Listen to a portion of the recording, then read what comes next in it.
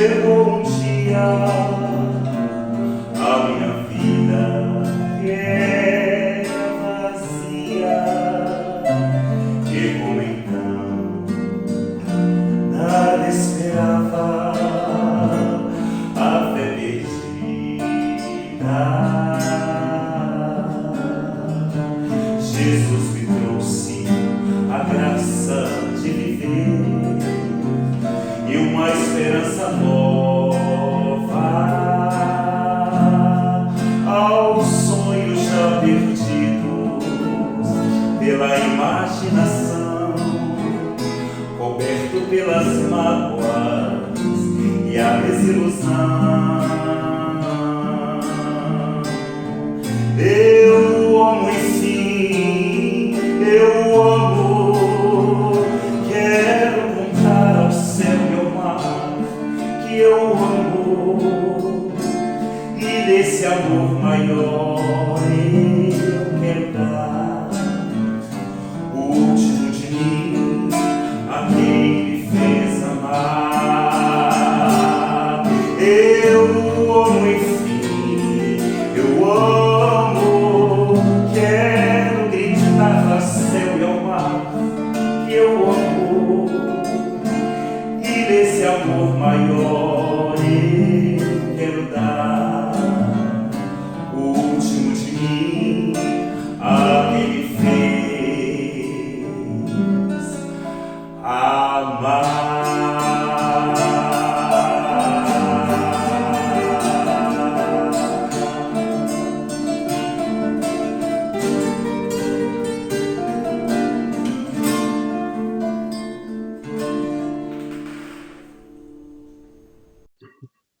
Sejam bem-vindos, companheiros, irmãos e irmãs da Casa André Luiz, nesse momento que nós ainda permanecemos com as nossas reuniões online, nossas palestras, né? Porque a gente está fazendo parte das nossas reuniões. Essa palestra é tão importante para nós quanto uma reunião presencial. Nas dificuldades que encontramos, a gente aprendeu a sobreviver dessa forma, e está sendo muito importante para todos nós. Que Deus continue nos abençoando, para que a gente possa seguir em frente até a situação melhorar, para que a gente possa voltar às palestras. Então, agradecendo a todos os que estão nos ouvindo, seja frequentadores da casa ou pessoas que, porventura, passar pelo canal, será muito bom para todos nós. Nós temos aí alguns avisos, que a lojinha Maria Celeste e a livraria da casa, que funciona todos da segunda a sexta, até às 12 horas, até meio-dia. Então, é uma forma das pessoas estar nos ajudando a manutenção da casa, né, nas despesas, funcionário, água, luz e outras despesas. A lojinha é uma forma de um bazar permanente que ali está, atendendo a pessoas com preços módicos, com preços mais acessíveis, mas que tem trazido bons benefícios para nós, né? Então, a água fluidificada, para quem estiver agora assistindo a palestra, deixar a água exposta ali, numa posição perto da televisão, ali, presente na sala, né? Para que também possa transformar-se em medicação para o corpo e a alma, principalmente a alma, né? Que a água fluidificada, ela é um remédio salutar para a alma. Vamos fazer a nossa prece, agradecendo a Deus, a Jesus, por esse momento tão sublime, né? Para que possamos conectar com Deus, com Jesus e os Espíritos do bem, que vão trazer para o nosso irmão as boas intuições na sua palestra, no estudo que ele preparou. É certo que ele preparou, mas uma ajuda espiritual é sempre bem-vinda ao palestrante, né? Então, obrigado, meu Deus, obrigado a Jesus, por esses momentos que nós estamos reunidos em seu nome, Senhor. dessa forma, mas que, de alguma sorte, estamos felizes por isso, por ter essa oportunidade de estarmos reunidos em seu nome. Agradecemos os Espíritos do bem que têm nos assistido, continua nos assistindo. A Mãe Maria Santíssima,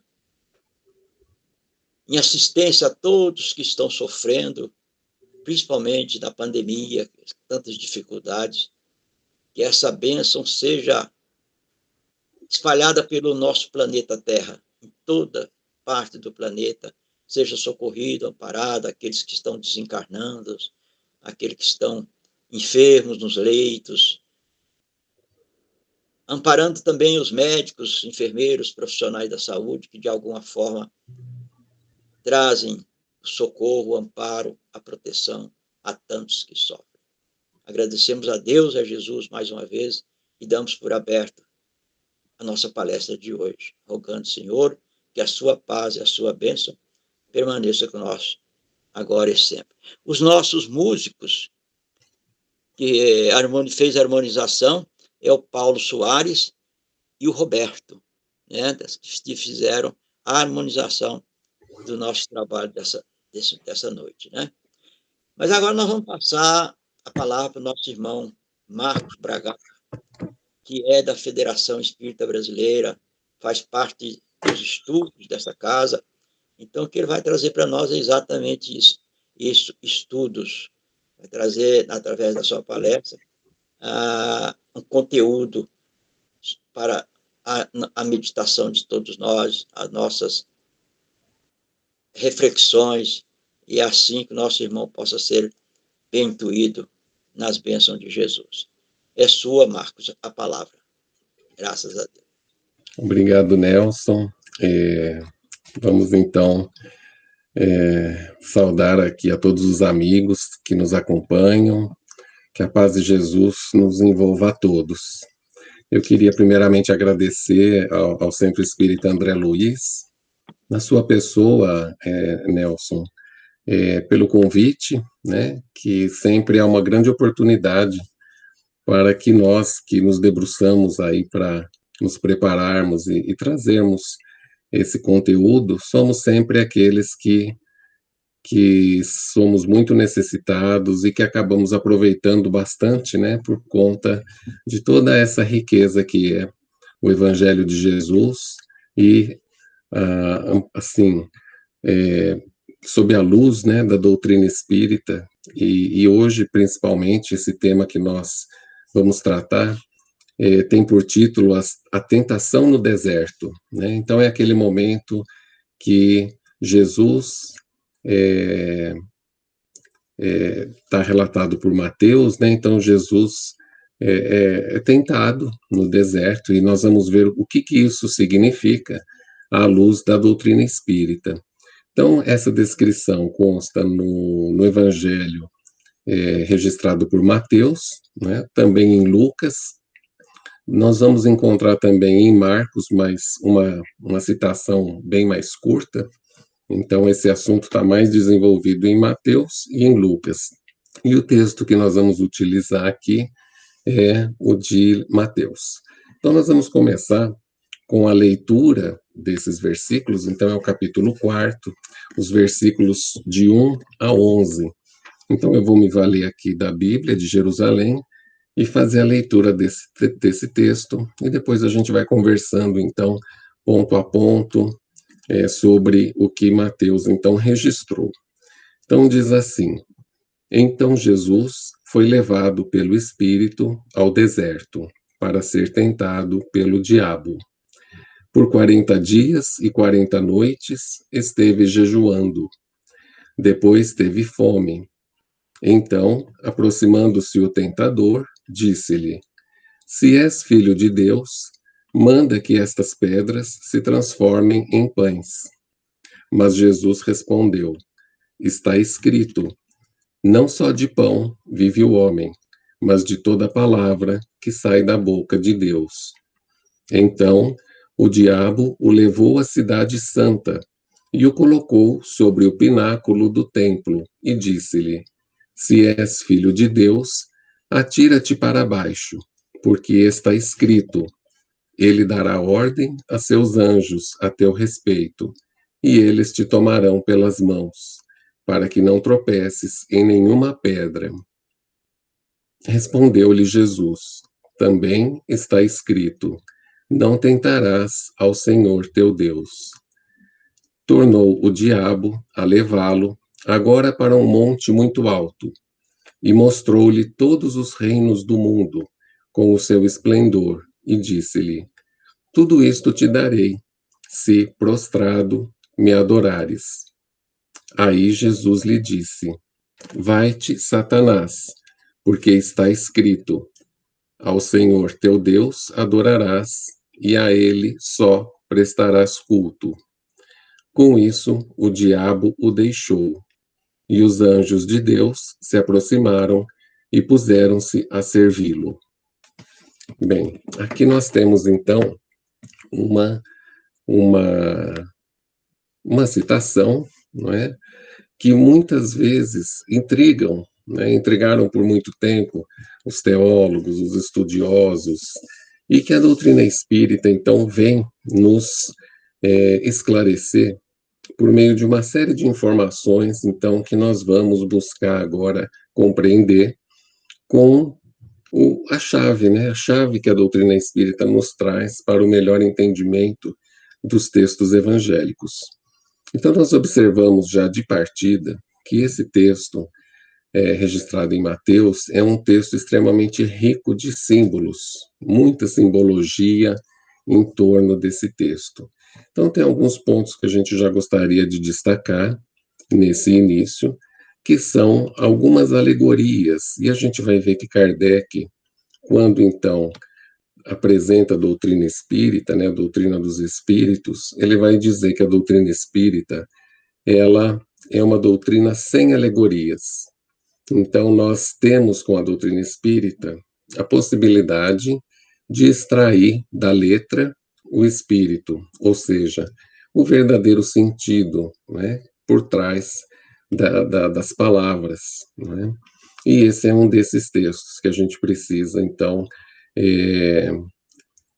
assim, avaliar com bastante cuidado, com bastante atenção, para que nós não venhamos a fazer uma interpretação literal dele, né? E a gente vai ver o porquê disso. A primeira palavra que já aparece logo de início é a questão do diabo, né? Então, o diabo, de forma equivocada e por muito tempo, foi considerado, assim, um ente que fosse oponente a Deus. Então, e a gente vai, então, compreender com a doutrina espírita. Allan Kardec vai fazer vai discorrer sobre o assunto muito bem na obra O Céu e o Inferno, que é uma das obras básicas da doutrina espírita. Ele vai falar tanto dos anjos quanto dos demônios, na primeira parte da obra. E ele, então, por ali, então, nós vamos compreender que o diabo, na verdade, não é um ente em si, na verdade, a representação do mal, né? Então, é o mal que existe, né? Agora, existe aonde, né? Teria sido criado por Deus? A doutrina espírita nos informa que não, porque Deus é a inteligência suprema, causa primária de todas as coisas e infinito em todas as virtudes. João vai ainda nos dizer, João Evangelista, que Deus é amor. Então, de Deus, jamais poderia ter saído algo mal, algo ruim, imperfeito, né? Tudo o que Deus cria, né, é voltado ao bem, né? Então, nós vamos ver com a doutrina espírita que aqui já existe um simbolismo. O diabo, então, na realidade, é uma representação do mal, né? Porque o mal não é, inclusive, o mal não é um fim em si mesmo, né? A doutrina espírita também vem nos esclarecer que o mal, não sendo uma criação, ele não existe por si só. Na verdade, o mal é consequência dos nossos erros, dos nossos equívocos, né? É como a luz e a sombra, né? A sombra por si só também não existe, porque a partir do momento que uma luz se acende, aquela escuridão se desfaz. Então, na verdade, assim como a sombra é a ausência da luz, o mal é a ausência do bem. Uma vez o bem se estabelecendo, o mal desaparece. Então, ele não existe em si mesmo, né? E aqui, então, o diabo é isso, né? Nós sabemos também que Deus criou os espíritos simples e ignorantes, e aí, então, fazemos a nossa caminhada através do livre-arbítrio, fazendo as nossas escolhas, e durante a nossa trajetória, podemos acertar, podemos errar, né? E o que é o acertar e errar? É seguirmos ou não as leis de Deus, as leis que estão estabelecidas por Deus e que rege todo o universo. Então, na verdade, o mal ele vai sendo uma consequência dos nossos equívocos, né? E quando então nós corrigimos os nossos equívocos, nós então temos a oportunidade de nos livrarmos do mal, né? Como também assim já foi uma certa vez expressado. Então, o diabo na realidade representa esse mal, né? Que pode existir e existe, então, dentro das criaturas ainda imperfeitas. Uma segunda citação aqui desse texto, ele fala sobre a Cidade Santa. Qual que é a Cidade Santa? Então, a Cidade Santa a qual se referiam naquela época era Jerusalém. Jerusalém também era conhecida como a Cidade Santa. Então, quando ele se refere que levaria também Jesus ao pináculo do templo, ou seja, a parte mais alta do templo, ele está se referindo nesse texto ao Templo de Jerusalém.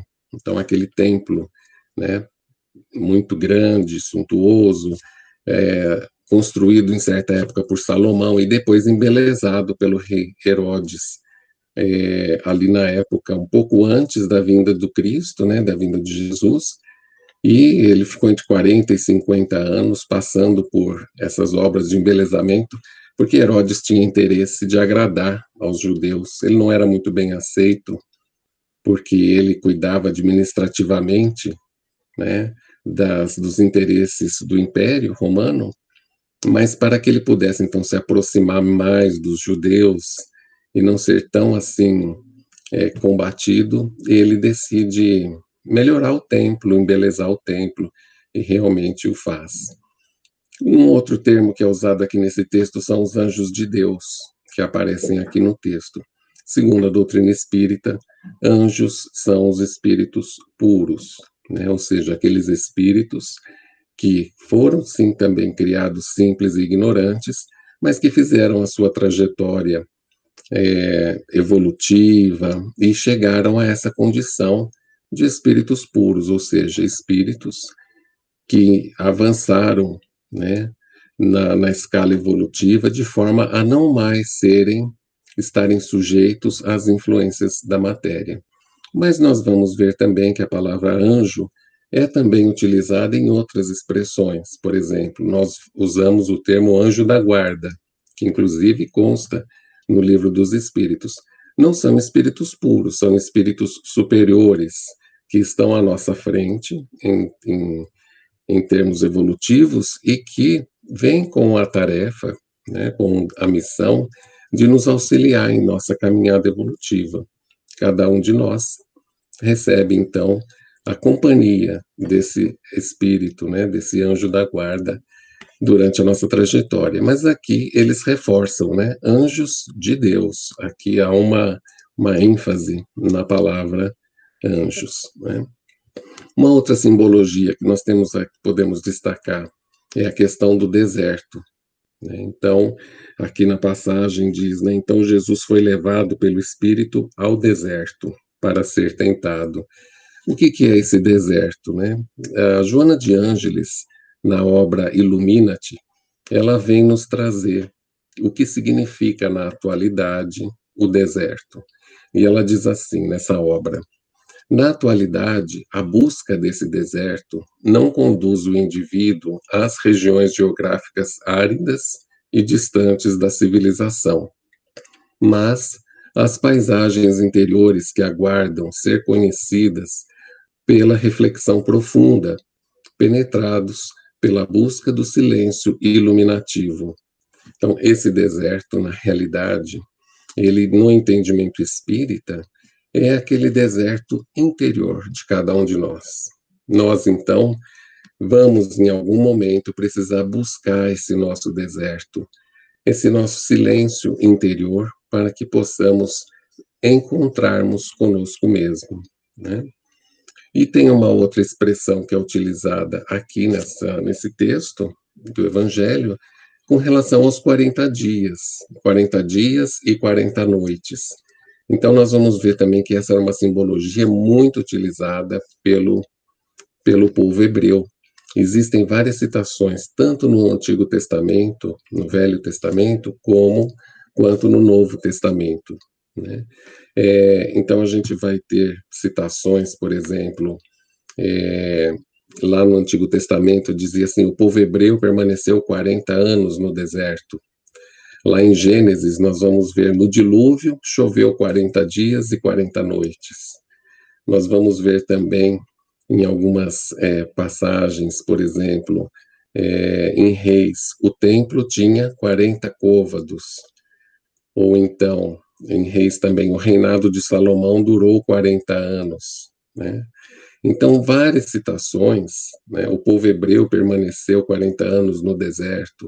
Então, esse número 40 era muito utilizado pelos hebreus. Então, significava o quê? Um período de preparação, ou um período longo de um processo, né? Uma elaboração de alguma situação, né?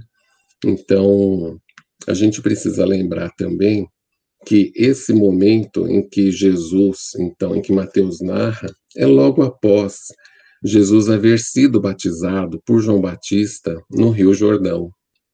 E isso vai ter um significado, a gente vai ver isso mais à frente, né? Então, Jesus é batizado, e antes, então, que ele inicie, né, a sua oficialmente, vamos dizer assim, né, a sua missão, né?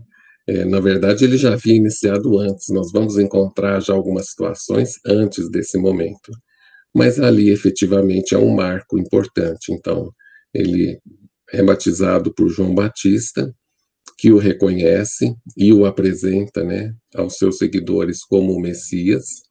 E aí então ocorre esse relato que nós estamos vendo aqui.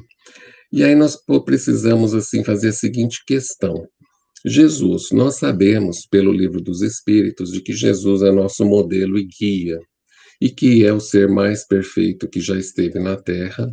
Emmanuel nos apresenta como um espírito puro, ou seja, um espírito puro é aquele que já atingiu, né, a perfeição possível e que não necessita mais reencarnar, encarnar, ele não tem mais o que aprender com a matéria. Então, ele já não sofre mais nenhuma influência da matéria. Então, a pergunta que fica é: Jesus poderia realmente ter sido provado ou tentado no deserto, como está descrito aqui na Bíblia? Ou será que isso daqui não realmente ocorreu? É um fato que ocorreu com Jesus? Ou é uma narrativa, uma história, uma parábola? O que teria sido isso? Porque se Jesus é um espírito puro, ele jamais poderia estar sujeito a um espírito imperfeito que lhe daria ordens, que lhe levaria para cá, para lá, né? E faria, colocaria então questões como se estivesse ameaçando Jesus, como se estivesse o tentando ou o provando. Jesus não estava mais submetido a esse tipo de situação pela sua condição de espírito puro. Então, na realidade, nós vamos encontrar a seguinte informação lá na Revista Espírita, uma mensagem de Lacordaire, o espírito Lacordaire, Henri Lacordaire. Ele enviou essa mensagem, foi registrada em Paris, em 1862, e foi publicada na Revista Espírita em fevereiro de 1868. E diz assim: os Messias, seres superiores, chegados ao mais alto grau da hierarquia celeste, depois de terem atingido uma perfeição que os torna infalíveis daí por diante, e acima das fraquezas humanas, mesmo na encarnação. Admitidos nos conselhos do Altíssimo, recebem diretamente sua palavra, que são encarregados de transmitir e fazer cumprir. Verdadeiros representantes da divindade, da qual tem o pensamento, é entre eles que Deus escolhe seus enviados especiais, ou seus messias, para as grandes missões gerais, cujos detalhes de execução são confiados a outros espíritos encarnados ou desencarnados, agindo por suas ordens e sob sua inspiração. Então, Lacordaire vem trazer qual é o caráter de um espírito considerado Messias, que é o caso de Jesus, né? Então, ele não estava realmente sujeito a isso.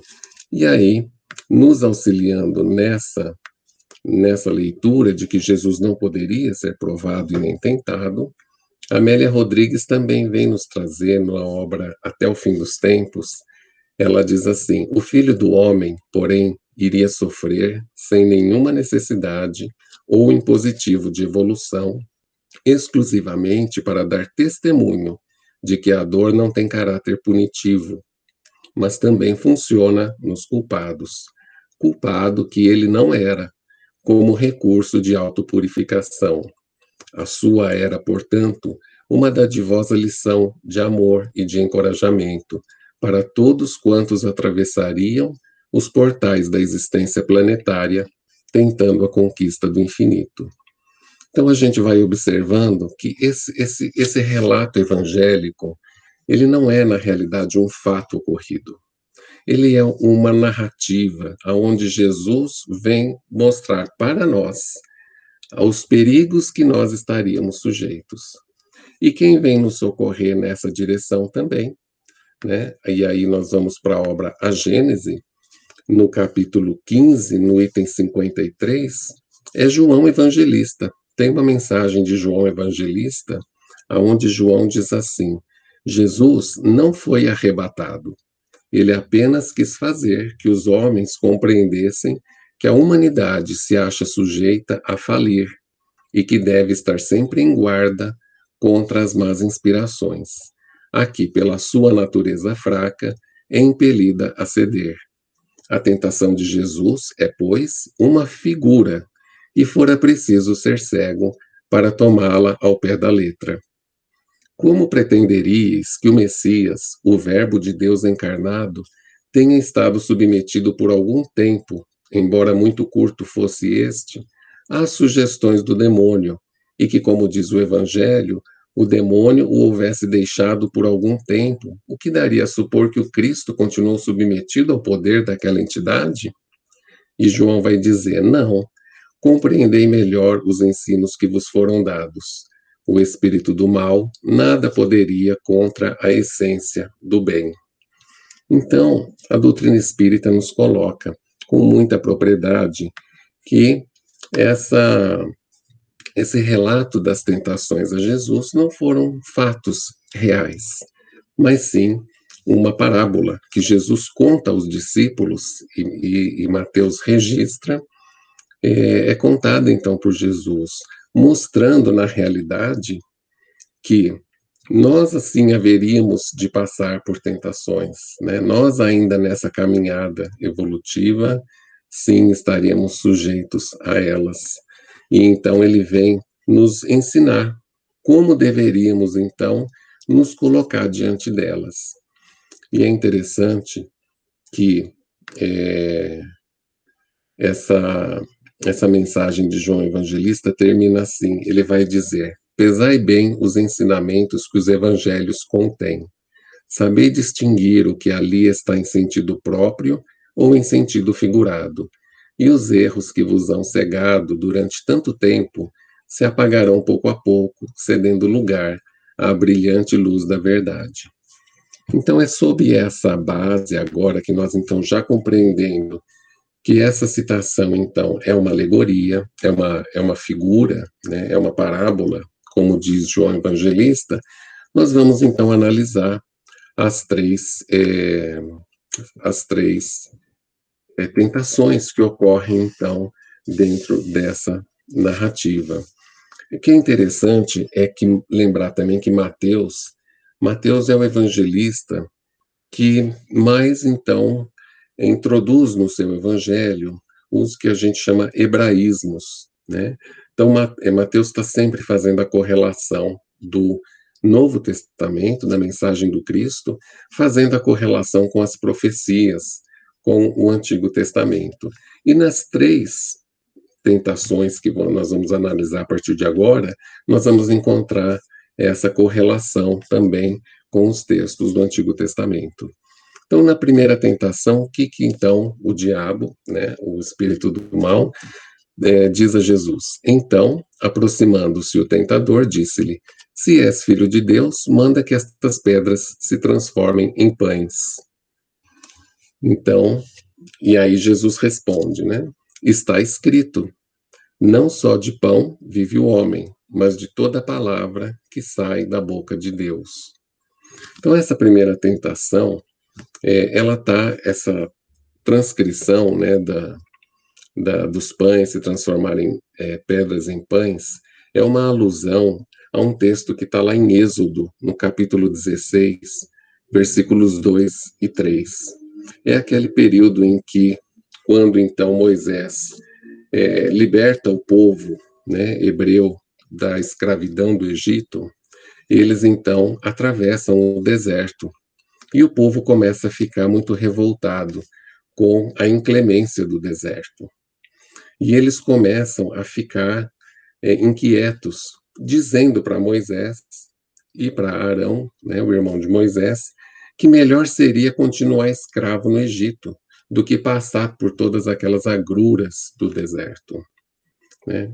Então a gente vê que o que Jesus coloca, nem só de pão vive o homem, mas de toda palavra que sai da boca de Deus. Então aqui a gente vê que essa primeira tentação é aquela tentação que todos nós sofremos, né? Ou seja, Jesus está nos dizendo que nem só de pão vive o homem. Nós não podemos colocar toda a nossa atenção e todo o nosso esforço na matéria, né? Nós precisamos sim, necessitamos da matéria, precisamos cuidar bem do nosso corpo físico, sim, estamos na matéria, mas nós não podemos esquecer que nós somos espíritos, da nossa essência espiritual, não é? Então, esse apego à matéria, ou esse materialismo, é que nos escraviza. Então, veja, o povo lá antigo, o dos hebreus, estavam preferindo voltar para o Egito do que a liberdade que Moisés estava oferecendo. E assim nós também muitas vezes nos comportamos. Muitas vezes nós preferimos o conforto da matéria. É aquela zona de conforto, não está tudo bem, só que é um bem ilusório, né? Agora, quando nós, então, nos dispomos a nos libertarmos dessa escravidão da matéria, então nós vamos, sim, passar né, por algumas situações, né, que vão nos exigir de nós uma mudança de postura, uma mudança de mentalidade, né? Então, agora, muitas vezes, nós somos tentados a quê? A permanecer estagnados, a permanecermos na condição anterior. E aí Jesus vem alertar, não só de pão vive o homem, mas de toda a palavra que sai da boca de Deus, ou seja, devemos buscar aquilo que é essencial. E trazendo para o contexto da doutrina espírita, a gente sabe que a doutrina espírita é o grande opositor do materialismo, porque o materialismo defende o quê? Que depois dessa existência não existe mais nada. Então, centra toda a vida na sensação da matéria, né? na fruição daquilo que é material. Mas a doutrina espírita não. Ela vai além. Ela vem mostrar que depois dessa existência, nós ainda temos muito, e na verdade a verdadeira vida é fora daqui da matéria, né? A matéria é mais uma etapa do nosso processo de desenvolvimento.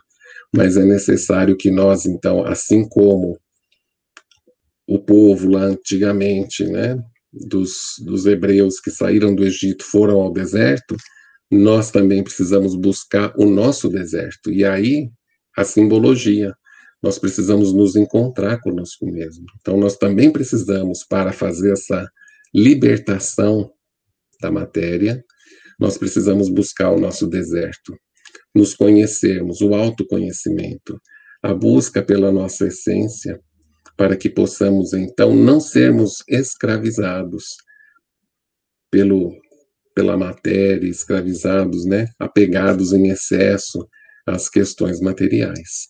Então, aqui, a primeira tentação simbolizada no materialismo, no nosso apego à matéria. Vamos ver a próxima. A segunda tentação diz assim: então o diabo o levou à cidade santa e o colocou sobre o pináculo do templo, e disse-lhe: se és filho de Deus, atira-te para baixo, porque está escrito: ele dará ordem a seus anjos a teu respeito, e eles te tomarão pelas mãos, para que não tropeces em nenhuma pedra. Disse-lhes Jesus: também está escrito: não tentarás o Senhor teu Deus. Essa tentação que aparece aqui como a segunda, ela, quando o diabo, né, diz então a Jesus, se és filho de Deus e tudo mais, isso também está correlacionado com os Salmos 91, nos versículos 11 e 12. Então, ali nós vamos encontrar exatamente essa descrição com relação, né, à tentação que aqui está sendo colocada, né? Então, essa segunda tentação também, então, tem essa relação lá com a fuga, né, do povo hebreu do Egito. Então, a gente vai vendo que nós estamos fazendo um paralelo entre a libertação do povo hebreu do Egito naquele período. E aqui Jesus está nos mostrando que a mensagem dele vai além. É a nossa libertação, né, espiritual, é a libertação do espírito, mas guardando correlação com aquilo que já havia sido ensinado lá atrás por Moisés e por tantos outros, né? Só que agora a mensagem de Jesus, né, ele vem ampliar, ele vem abrir os horizontes, né? Mostrar que a nossa verdadeira libertação é a do Espírito. Então, nessa segunda tentação, o diabo aqui, né, nessa representação, ele começa a como se fosse querer dar ordens a Deus, né? Ele está dizendo, se és filho de Deus, atira-te para baixo, porque está escrito, ele te dará ordem a seus anjos, ou seja, é o que muitas vezes nós fazemos. Muitas vezes nós queremos mais dar ordens a Deus do que temos a humildade de ouvir, de sentirmos Deus, né? Então chega um determinado momento que nós ficamos assim revoltados, né, diante de alguma situação e não aceitamos aquilo que estamos passando, né? Não aceitamos, porque isso fere muito o nosso orgulho, e o nosso orgulho ferido nos impele, então, a essa tentação de queremos impor o quê? A nossa vontade. É quando nós queremos nos colocar, então, acima do próprio Deus, né? Nós queremos dizer para Deus, olha, Deus, se você me fizer tal coisa, as promessas, né? Se você me fizer tal coisa, eu faço tal coisa. E aí começa a querer barganhar com Deus, como se fosse possível, né? Então, isso que é o nosso orgulho. Então, diante das nossas dificuldades, nós devemos pedir o que a Deus? Né? Coragem, sabedoria para enfrentar aquela dificuldade, aquela vicissitude, né? E não querermos inverter os papéis, querer dizer a Deus o que Deus deve fazer, né? Porque imagine, né? É tanto orgulho que nós acabamos nos colocando acima dele, como se nós tivéssemos o que ensinar a Deus, né? E aí, então, o próprio Espiritismo tem uma questão no Livro dos Espíritos, na 117, que, então, os espíritos vêm nos dizer que depende do próprio espírito progredir mais ou menos rapidamente para alcançar a perfeição, que é o nosso destino de todos nós, né? E os espíritos vão responder nessa questão o quê? Que esse, sim, depende do espírito, progredir mais ou menos rapidamente, conforme o quê? Conforme o desejo que tem de alcançar essa perfeição e a submissão que testemunham à vontade de Deus. Então é colocado lá, se nós queremos evoluir mais rapidamente, nós precisamos observar as leis de Deus, né? Sermos submissos no sentido de nos resignarmos, porque Deus não castiga ninguém. Se nós estamos passando por dificuldades, essas dificuldades são consequências dos nossos erros do passado. Nós mesmos criamos as nossas dificuldades. Deus não tem prazer nenhum em nos criar embaraços. Agora, nós sim, a partir dos nossos equívocos, das nossas escolhas equivocadas, né, criamos sim, colocamos muitas pedras no nosso caminho, né? Então, os espíritos estão nos dizendo o quê? Que um dos maiores entraves para a nossa evolução é o quê? A nossa rebeldia. A nossa rebeldia diante das leis de Deus. Como Jesus disse, não tentarás o Senhor teu Deus, né? Ele nos aconselha isso. E muitas vezes o que emerge de dentro de nós é o quê? O nosso orgulho, a nossa prepotência, a nossa rebeldia. Então, Jesus aqui nos aconselha, né, que nós, segundo a tentação, então, focada na questão do nosso orgulho, precisamos prestar atenção nessa nossa imperfeição.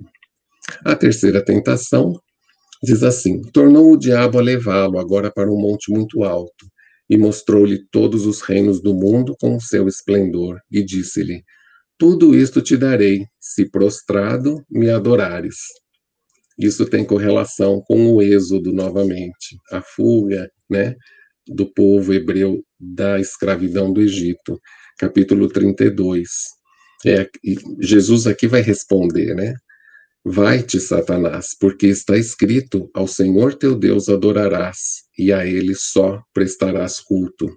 Todos nós vamos nos recordar quando Moisés sobe a montanha, ele vai ficar no alto da montanha por 40 dias. Aqui volta a questão dos 40, né? Ele fica um período no alto da montanha.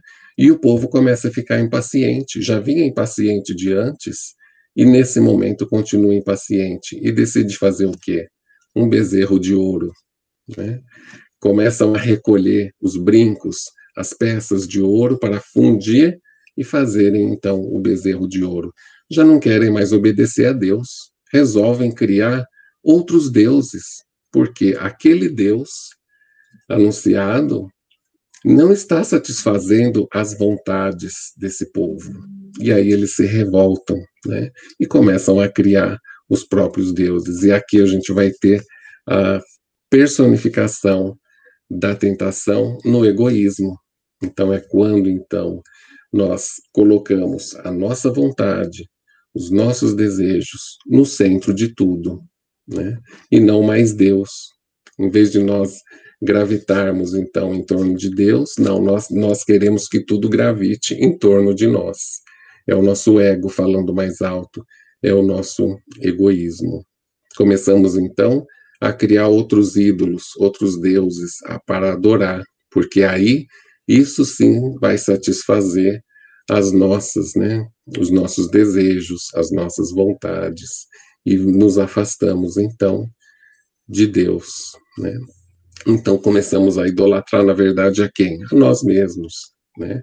Se nós formos pegar os deuses daqueles povos que adoravam a vários deuses, na verdade, aqueles deuses representavam, né, as, eh, as questões humanas. Um era o da força, o outro era da ira, o outro era, né, de outra questão. Na verdade, cada um deles representava uma característica humana, né? Então, é por isso que Jesus responde: ao Senhor teu Deus adorarás e a Ele só prestarás culto. E essa talvez seja a mais difícil dessas tentações, porque Uma vez que nós conseguirmos vencer o nosso egoísmo, nós então teremos vencidos a nós mesmos, né? Nós teremos vencido o diabo, nós teremos vencido o mal que ainda habita dentro de cada um de nós. Então, é por isso que quando a gente fala das tentações, muitas vezes a gente imagina que as tentações estão fora, não é? As tentações, eu preciso evitar aquilo porque, mas na verdade, as tentações estão dentro de nós, porque elas refletem as nossas imperfeições. Emmanuel tem uma mensagem muito, muito interessante, aonde ele vai, isso está na obra Caminho, Verdade e Vida, é a lição 129, chama Origem das Tentações. Ali, ele vai nos dizer que, geralmente, ele começa, ao surgirem grandes males, os participantes da queda imputam a Deus a causa que lhes determinou o desastre. Lembram-se tardiamente de que o Pai é todo-poderoso e alegam que a tentação somente poderia ter vindo do divino desígnio. Mas, na verdade, ele vai dizer aqui no final, porque essa mensagem de Emmanuel está comentando uma carta de Tiago, quando ele diz assim: mas cada um é tentado quando atraído e engodado pela sua própria concupiscência. A gente poderia traduzir assim: mas cada um é tentado quando atraído e enganado pela sua própria cobiça, né? Então, ele vai nos dizer que, na verdade, essa tentação é a nossa herança, são as nossas inúmeras encarnações que nos trazem na atual situação e que são as nossas fraquezas, né? E ele vai dizer: destaquemos o verbo atrair, verificaremos a extensão de nossa inferioridade pela natureza das coisas e situações que nos atraem. E ele vai dizer mais: recorda-te de que cada dia tem situações magnéticas específicas. Então, na verdade, a tentação não vem de fora. A tentação ainda é aquilo que nós trazemos dentro de nós e que magneticamente se liga às coisas que existem, que estão aí no mundo. Então, se eu estou diante de uma situação que eu ainda não trabalhei em mim, eu vou me sentir atraído para aquela queda novamente, porque são quedas que eu já tive no passado e são atavismos nossos que nós ainda trazemos, né? Então, é interessante porque muitas vezes nós achamos que fugir das tentações é se afastar, né? É ficar fora da exposição a aquilo que nos atrai, quando na verdade a tentação não tem só o lado ruim, a tentação tem um lado positivo, porque é nos expondo a ela é que nós vamos poder avaliar como nós estamos. Será que eu já consigo resistir àquele mal? Será que eu já consigo, não é, não ceder àquela situação de queda? E a gente só vai conseguir avaliar isso se nós formos colocados em prova, se nós formos submetidos a elas. Então, Jesus está nos mostrando, nessa figura simbólica que Mateus registrou, de que nós, então, na nossa caminhada evolutiva, vamos sim encontrar ao longo do caminho, vamos nos deparar com as tentações. Tem jeito? Como que a gente faz para né, para poder enfrentar tudo isso? Aí é que vem a questão do vigiai e orai. Então, está lá dito por Jesus: vigiai e orai para não cairdes em tentação, registrado em Mateus, capítulo 26, versículo 41. Então, Emmanuel vai também nos esclarecer numa mensagem que ele nos traz na obra Fonte Viva, a de número 110. Ele vai dizer assim: as mais terríveis tentações decorrem do fundo sombrio de nossa individualidade, assim como o lodo mais intenso, capaz de tisnar o lago, procede do seu próprio seio. né? Renascemos na Terra com as forças desequilibradas do nosso pretérito para as tarefas no reajuste. Então ele vai dizer que neste mundo, né, para que não nos proponhamos a atravessar sem tentações, porque elas nascem conosco, né? Elas emergem de dentro de nós, né? E aí então, qual lavrador sempre disposto a cooperar com a terra da qual precisa extrair as boas sementes, né? Nós precisamos então combater, assim como o lavrador vai combater as ervas daninhas do campo, nós também precisamos ir combatendo esse mal que ainda existe em nós. Então, veja, seguir as leis de Deus, seguir os ensinamentos de Jesus, é isso. É nós irmos nos libertando, não mais da escravidão do Egito, mas da escravidão que nós mesmos ainda magneticamente, vibratoriamente nos impomos por conta das nossas escolhas infelizes. Então é importante nós trabalharmos isso. Por isso que é importante irmos para o deserto. É bonita essa simbologia. Jesus foi batizado, foi ao deserto, não que ele precisasse, ele já era um espírito puro. Aquilo ali é para nos mostrar que nós então precisamos. O que é o batismo? É o arrependei-vos, né? Arrependei-vos em grego significa o quê? É a palavra metanoia, mudança de mentalidade, mudança de comportamento. Então, batismo é isso, é o arrependimento, é nós compreendermos que precisamos corrigir os nossos caminhos, trazê-los para a direção correta, ajustar as leis maiores, né? Para que possamos caminhar com segurança e na direção certa. Então, nos arrependermos e irmos para o nosso deserto, olharmos para dentro de nós, o que eu preciso melhorar em mim, o que eu preciso corrigir para que eu possa, então, né, me conduzir de forma mais assertiva na minha evolução. E aí, então, a vigilância e a oração. Vigilância porque caminharmos atentos, caminharmos prestando atenção em tudo que acontece. O bom vigilante é aquele que fica acordado, né? É aquele que fica atento. Nós precisamos caminhar dessa forma. E oração, claro, sempre buscarmos esse recurso. Mas muitas vezes nós só oramos quando a casa já ruiu, né? Nós precisamos aprender a orarmos sempre, antes das nossas atividades, antes de qualquer ação que formos ter, nos ligarmos, né? Pedirmos a inspiração do alto, pedirmos o amparo do nosso anjo da guarda, dos nossos espíritos, que velam por nós, dos nossos espíritos protetores.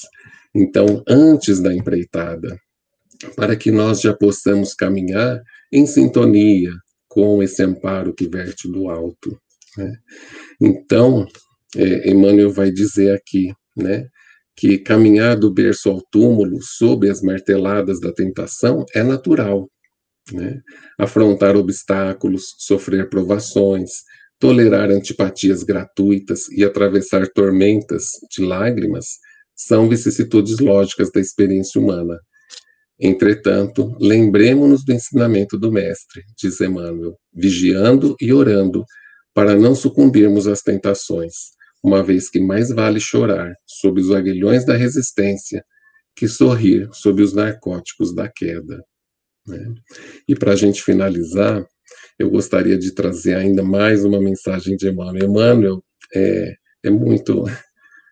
um irmão assim que tem um amor imenso, né? E que vem então nos mostrar, lançar luz sobre todo esses ensinamentos, né? Tem uma mensagem também dele chamada Conflito. Essa está na obra Pão Nosso. E ali então ele diz assim, ele comenta uma citação de Paulo: acho então esta lei em mim, quando quero fazer o bem, o mal está comigo, né? Quando Paulo então vai escrever isso na carta aos Romanos, e no final ele diz o seguinte, que o Senhor concede-nos a claridade de hoje para esquecermos as trevas de ontem, preparando-nos para o amanhã, no rumo da luz imperecível. Então é isso que nós precisamos, não é, meus irmãos? É, atentarmos para que caminhemos mais atentos. Esse é o grande propósito, né? Porque hoje nós estamos tendo uma nova oportunidade. Estamos aí com diante daquilo que ainda sentimos atração muitas vezes, né? E precisamos então trabalhar isso dentro de nós, porque estamos recebendo cada vez mais informações, conhecimentos, amparo, né? Para que nós possamos clarear, iluminar o nosso interior, apagando, né? Corrigindo as nossas trevas do passado e nos preparando então para esse futuro glorioso, aonde Jesus nos aguarda, Deus nos aguarda, para que possamos alcançar o quanto antes a condição de espíritos puros a serviço do Criador. É uma caminhada longa, vamos passo a passo.